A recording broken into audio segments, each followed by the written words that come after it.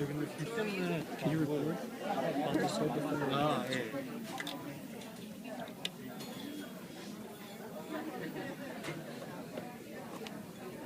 Can you probe anterior tooth so I can see that you're doing it the right way? I'm sorry? Can you do like a central tooth? Yeah, so I can sure. see? I can't see if you're doing it the right way.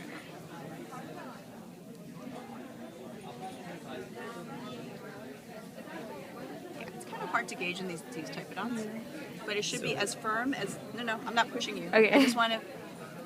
This is how firm it should be. Yeah. Okay. Try again. Yeah, you could be a little bit more firm with the instrument. Good. He said, why do we walk and not run while measuring the probing there? I mean, Nobody's asking why walk and not run. Why walk and not run? Like running. Like, I mean, why do we like go down, then come back, and then like step walk? And why not just like do the sliding? why Okay, we don't so slide? all of you guys know how to tie your shoelace, right? We assume. Remember the first time you tied your shoelace? Really? You're that old? Okay, so when you learned how to tie your shoelace for the first time, you had to do one loop and the other loop, and you had to tuck the bunny ears one behind the other, and then you have to tuck it and close it, right? How long did it take you? Well, it took you a long time in the Long beginning. time, yeah. But now, if you close your eyes and I put the shoelaces in your hand, you can do it like this, right? Yeah. So you gotta walk before you can run, guys. Okay? So some of the faculty on the clinic floor, you'll see that they're going fast, but they've done it before and they've practiced a long time. But for you guys, it's gonna be a little bit slower. So you have to walk before you can run. So yes, you're gonna see us going through the patient and it looks like we're running, but we're actually still feeling for the discrepancies. But it just may not look like we are. It's like you tying the shoelace. You don't have to think about making one loop and making the other loop and tucking it through like you did when you were a kid, right? It's practice. Does that make sense? Yes. Does that answer your question? Yes. All right. So let's go. Okay, so we know how to do anterior teeth. Let's do a posterior tooth. That's a tricky part. Right, very good. So we're tilting the patient away, Sorry. pulling the cheek up. Very good. How do you probe? So for this, you just keep this straight for the buccal, And then. and when you go the interproximal, you tilt it like 10. 10 degrees. You tilted more than that. Just give me 1 second. Hi, Herb.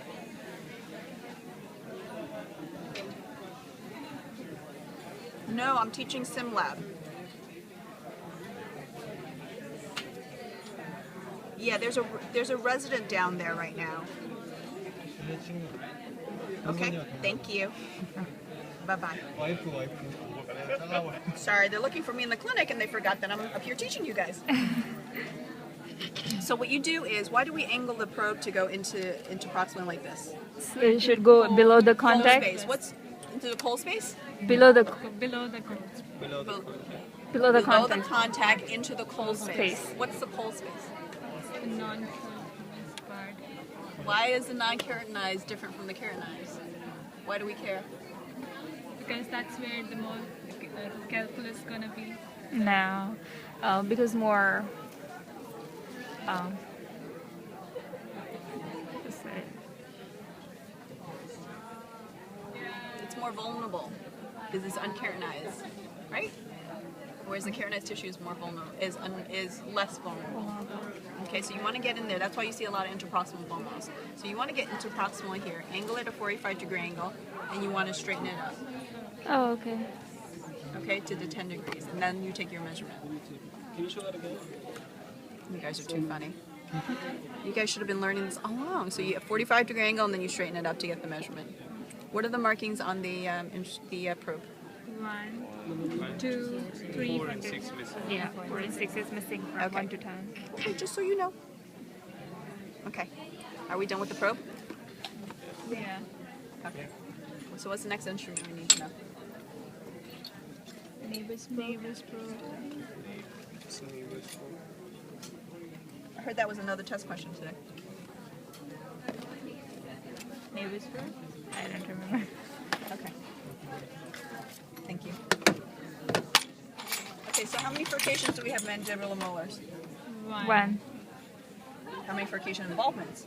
Two. Okay, I had those two questions. Me too. What's your neighbor's probe?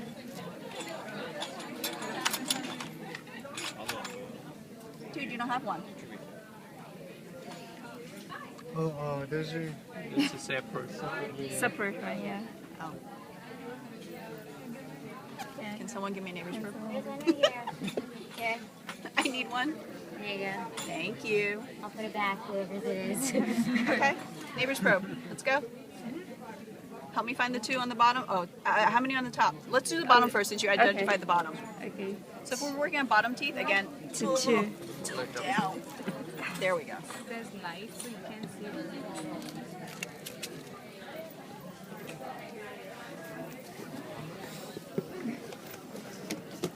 Sorry. So there is one furcation and two involvement. Okay, so this is the opposite way you would use the Cabochon tip. Yeah. So that would be for the buckle. And show me the label. Yep, you gotta flip it. Good. Now let's do the uppers. Okay. Good job. How many involvements do we have on the top? Three. What are they? One buckle, mesial and distal. Perfect. Okay, show me how to do the buckle one. That's the easy one. Yeah. Just do. Okay. How do we detect the mesial and distal? So the mesial you go from palatal, and the distal you go from the buckle. Both of them it's easier from the palatal Oh, okay. because the embrasure space is larger.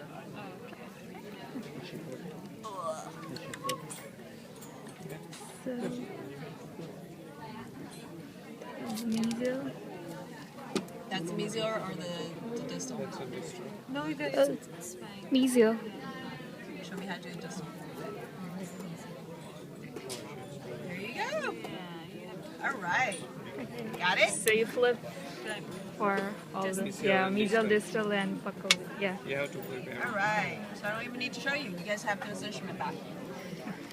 Okay, let's do the 11-12 Explorer exam. Okay, so the posterior you don't flip, the anterior you flip. The anterior you flip because the tissue tends to be very inflamed and irritated. And can you turn the light for a second towards me? If you don't adapt it in the anterior and the tissue is very thin, where does the tip go? It will go towards the tissue and it will That's not a lacerate. good thing. Okay. So this is the instrument you have to flip. You start from the middle.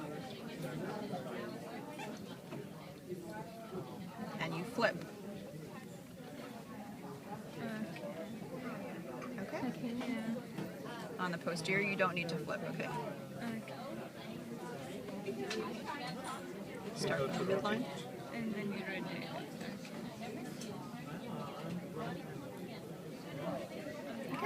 Easy? Show me how to do it in the mouth. You guys need to work on chair positioning because that's going to be part of your test. So for a posterior, we just rotate, and for anterior, we flip. Sorry.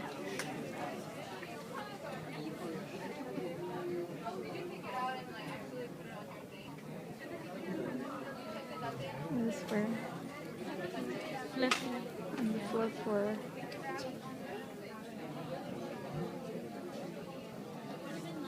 oops. What's that? Yeah. Again. Don't put the light. Because it's not coming up on the video. Oh, but does she want? She wants. Oh, she What do we do? I think it's That's better fine. if she It's gets okay. it, not the video. I'm just going to pull it out a little bit further so you, Okay. so you can see. I'm going to post the So I video can on the see. Facebook wall.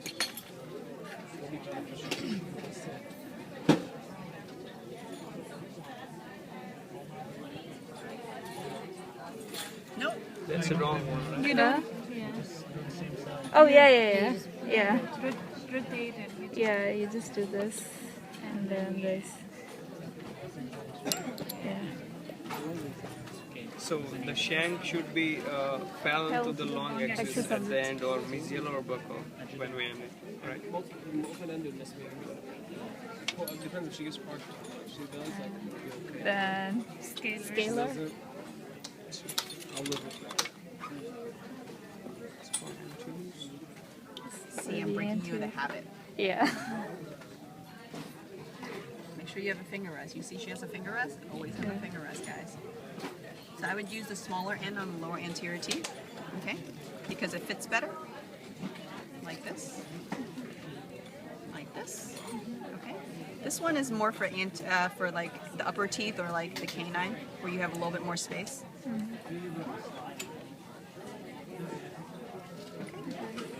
Try it.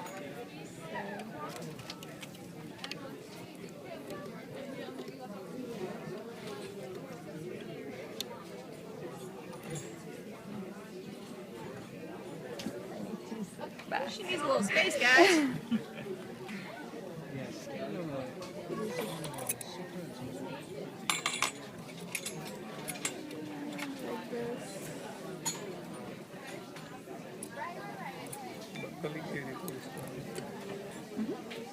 So you would start from the tip, middle of the tooth, And go around.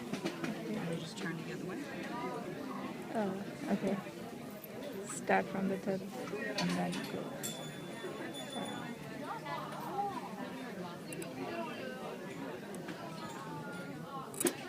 Yay! All right. Okay. So we can't give the stroke like the on a buccal surface only. You can from the side of the instrument. Okay.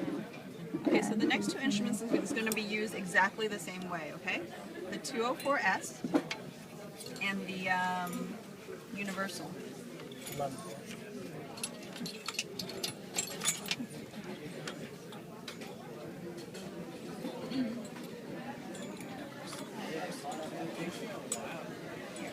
The 1314 and the 204S. One is a curette and one is a scalar. So one's pointy and one has a rounded tip. Yeah. Okay? But you use it exactly the same way. Okay. Okay? What I mean is terminal shank parallel to the long axis of the tooth. Start with the midline. I always start with the midline just to make your life easier. So you overlap on the buccal. Okay? And this is the curette. Look, exactly the same way, guys. Okay? We have cutting edges on both sides. All the instruments so far that we've used has cutting instruments on both sides. Okay. Use. So sorry. That's true.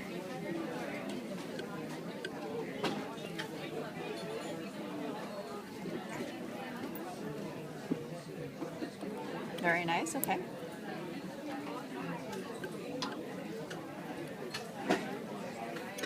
Very good. For lingual, we flip it. Yes. Yeah. You don't think about it anymore, right? You just do it. Yeah, I just do it, so I had to like think about it because it's like I have to have the instrument in my hand. I'm like, it's like tying your shoelace. Yeah. So we will get the time to think during exam also. Huh? So during exam we will get time to think that. Yes. Okay. But if you organize, you don't have to think too much. Secure is for subgingival.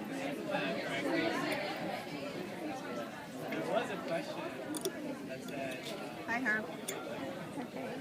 You flip it for the lingual. Painful for the lingo. Accurate separate, right? I think he dialed me.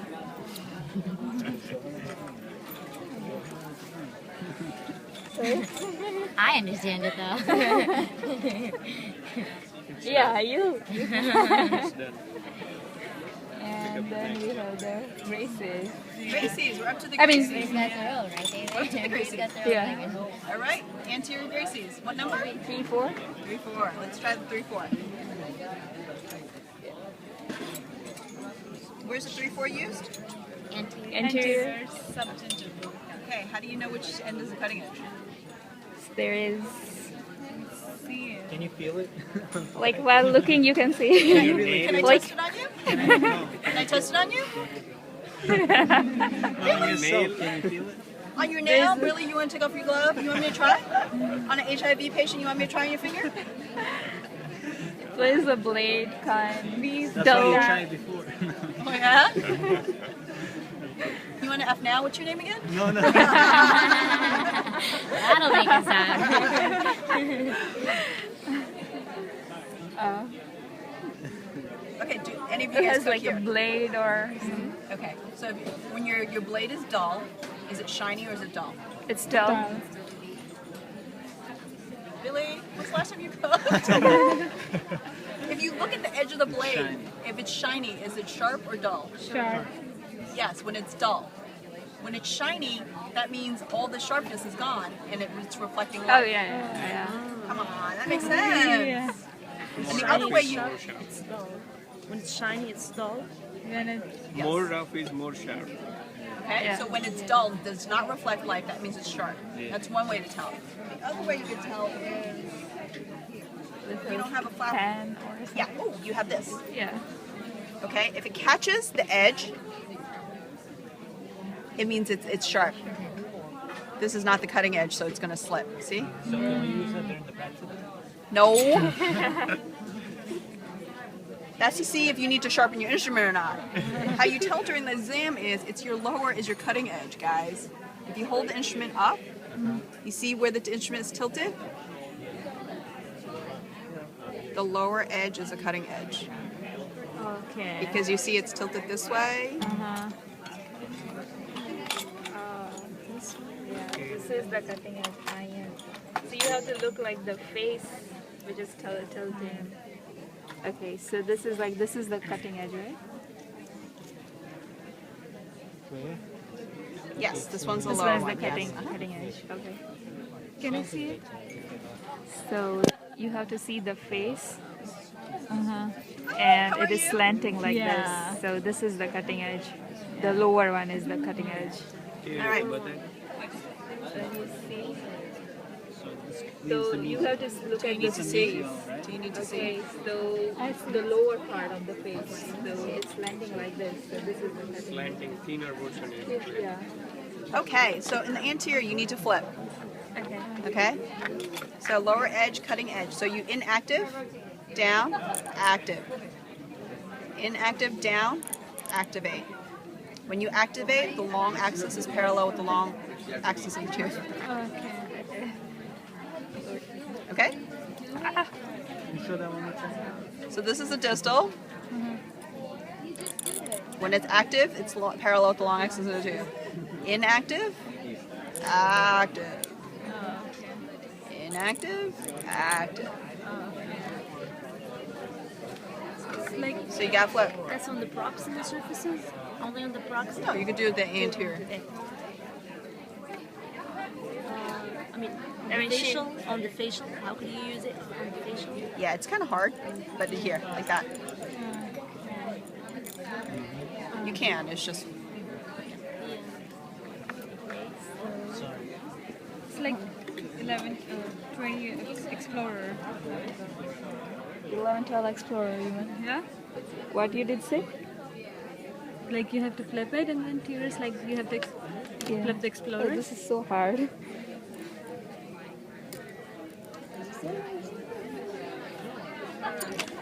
Yeah. Now flip it And the full bit for the distal. for the yeah. Yeah, I mean for the mesial. Good thing you had a finger rest there. You slipped there, huh? Good thing you had a finger rest. Yeah. And a mirror. Okay.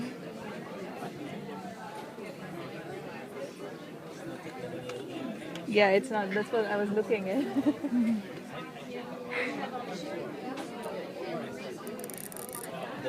Yeah. For lingual English, Same thing, but flip it, right?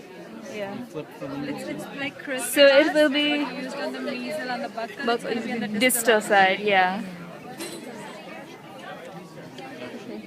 When is this practice on Tuesday, right? Yep. A week from today. Yeah. A week from today. All right, we got 2 more instruments. Yes. 11, 12, 13, 11, 14, 12. 15, 16. Yeah. 11, 12 is the same as 15, 16. And you use it on the mesial measle side. side.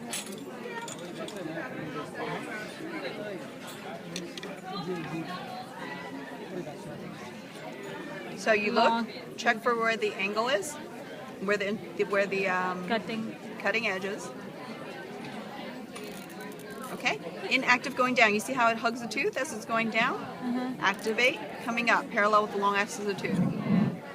Inactive, active. Can I get attention just for 1 minute? I just want to say towards the end of your session, thank you very, very much. You're very enjoyable, respectful, great learners, and I really enjoyed working with you today. Thank you. You're a lot of fun to teach. Secondly, I would like you to, if you don't mind, unplugging the Cavitrons that you set up with the blue line, the black line, so the next group has the joy of figuring out how to set it up again too. So the 2 lines that you connected for me, the black and the water line, if you could take those and unplug them and take the inserts out. And thank you very, very much, and good luck to you with the rest of 2 years. So we got the mesial. Yeah. So this is the cutting edge.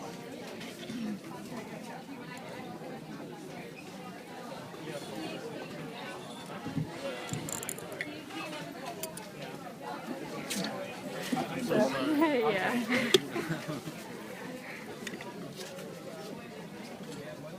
So for your exam, you want to bring in your charting, okay, the completed charting that we did. You need to have the teeth in the 2 teeth that we wanted in already screwed in and ready to go. Don't do it when you're sitting down trying to take the exam. It's going to be a one-on-one. You're going to be asked to probe an anterior posterior tooth. Know the definition, why we're probing, and why are we probing? To determine the attachment level. Junction. Not to determine pocket depth, so I don't want to hear that. You're going to be asked to explore with the 11-12 Explorer. What's the purpose? To detect subgingival calculus. The neighbor's probe. You have to know all those furcation locations, and we're going to ask you for sure a mesial furcation of a first molar, second molar, because we know that the mesial furcation we get it from the where? We approach it from the palatal because Because the furcation is towards the palatal it's more towards the palatal surface, correct. So you do that, you're going to have to check mobility, know that the criteria, the scale, the index, so 1, 2, and 3, the Millers, you have to know that. Know the classification of furcation involvement. Then you're going to know, you're going to have to, if we're giving you a scenario like a certain depth of a probing, like 6 or 3 or whatever, and we want to scale, and you have to know the definition of scaling and root planing, and we want to scale it, say, and the purpose of each one, of scaling and root planing, and you're going to have to know which instrument to use to scale root plane. These 2 scalers we have, supergingival, one's anterior, one's posterior. Know the design of the instrument, because as I said before, that's going to be important when we go to sharpen the instruments, and also how to place the correct adaptation. So you have to know the design. Definitely know where your terminal shank is. Some are still doing it all the way up towards the handle. It's not. It's down below there. And so know your braces, where to put them, and know your Columbia curette, and you're going to be asked to scale and just do whatever we've done in class. Okay? So that's next week. And then we're on vacation. Yay! No, on Thursday. Never. Yeah, Oh, exactly. Yeah. okay. So it keeps on going and going.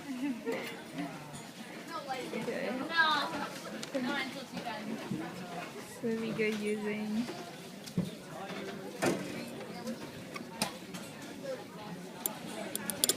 Which one is this? This is the 11-12. For mesial, right? Yeah, that is for mesial. 11, 12, 13, 15 are the same. Okay? And then let's go over the last instrument. 13, 4, and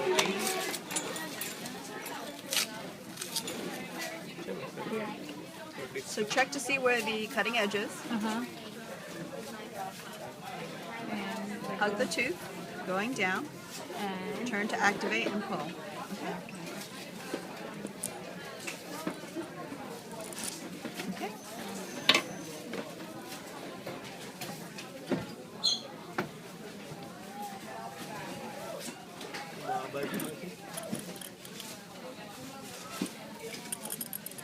Okay. And when you activate it, it's parallel with the longest scissor tooth. Any other questions? What instruments do we use for the buccal and lingual surface of the posterior teeth? Same thing. Same. I just showed you the hardest areas as well. Yeah, So for the distal half, Okay. I would use this instrument. And then for the mesial half, I would use the other instrument. Okay, the mesial one. The only thing we didn't go over was mobility. Yeah. Take two blunt instruments. You love bubble wrap. Yeah. Any other questions?